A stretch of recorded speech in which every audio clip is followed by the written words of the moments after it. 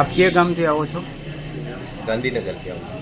બરાબર. અને અગાઉ કેના માટે દ્વારકા મુખ્ય સંશોધન કેન્દ્રમાં અમૃત પુષ્પ અને ઔષધિઓ લઈ ગયા હતા?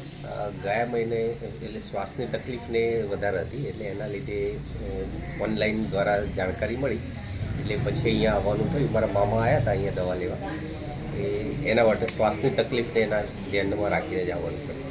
બરાબર. શું શું ફેરફારો થયા અગાઉથી એ જણાવો. અગાઉ મારે છે ને સ્ટીરોઇડની એક દવા જોડે રાખવી પડતી, અને એક આસ્થાલીન ઇન્હેલર આ પંપ, આ બંને વસ્તુ જોડે રાખવી જ પડે 24 કલાક. પણ છેલ્લા 1 મહિનાથી જે રોજનો એક પંપ લેવો પડતો હતો, એની જગ્યાએ એક પણ વખત પંપ લેવો નથી પડ્યો, અને સ્ટીરોઇડનો પણ ઉપયોગ 1 મહિના દરમિયાન બિલકુલ નથી થયો.